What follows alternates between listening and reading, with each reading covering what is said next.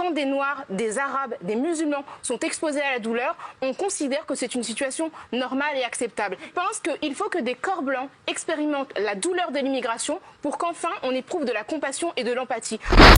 Maintenant, ce qui m'interroge, et c'est pour ça que j'ai répondu oui, c'est la notion de guerre mondiale. Parce que, comme l'a dit Raquel, on considère qu'une guerre mondiale, dès lors que les puissances occidentales, enfin, les puissances européennes en fait, de l'Ouest sont touchées. Mais ce n'est pas parce que notre territoire n'est pas affecté par une guerre que la guerre ne se passe pas dans le monde. Et ce que je trouve intéressant dans ce qu'on considère finalement comme une guerre mondiale, c'est qu'on ne voit que ce qui nous touche directement sur notre sol. Or, notre pays, la France, a été impliquée dans des guerres sur plusieurs territoires. En fait, depuis la Seconde Guerre mondiale, notre France est en permanence en guerre sur des territoires, sur tous les continents. Dernièrement en Centrafrique, au Mali, au Kosovo dans les années 90, en Afghanistan, etc. Donc finalement, qu'est-ce qui caractérise le fait qu'on va considérer qu'une guerre est mondiale? Et on parle de l'Ukraine, et à raison, on est évidemment touché, on est plein de compassion pour ces familles qui fuient un quotidien qui brutalement s'est écroulé.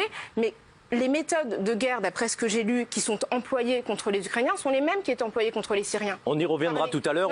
C'est pas seulement par rapport aux réfugiés, mais juste par rapport au fait que pourquoi en fait on considère qu'une guerre est mondiale quand elle touche une partie du monde, alors que quand c'est une autre partie du monde, on ne considère pas que c'est une guerre. On y reviendra tout à l'heure.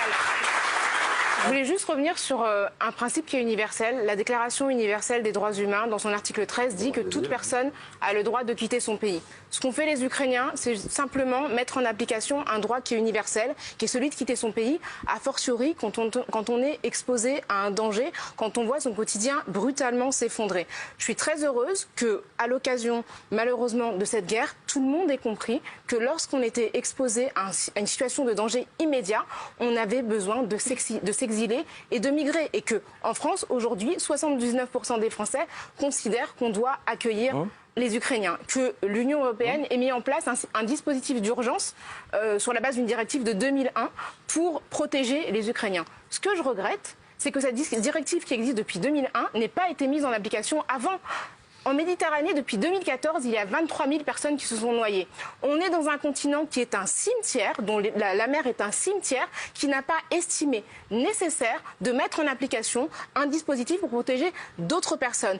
En 2015, quand les Syriens sont partis de Syrie dans les mêmes conditions, 68% des Français étaient opposés à leur accueil. Je pense qu'il y a dans cela ce qu'on appelle le privilège blanc. Je pense qu'il faut que des corps blancs expérimentent la douleur de l'immigration pour qu'enfin on éprouve de la compassion et de l'empathie. Quand des Noirs, des Arabes, des musulmans sont exposés à la douleur, on considère que c'est une situation normale et acceptable. Et c'est malheureux, mais je pense qu'il a fallu que des Blancs européens souffrent pour qu'on comprenne que immigrer, c'est un droit humain qui doit être accordé à tout le monde de la même manière. Et j'espère vraiment que cette crise ukrainienne va ouvrir les yeux de tout le monde et va faire que chaque Français et chaque Française sera en empathie avec toute personne qui souffre d'où qu'elle vienne. Merci.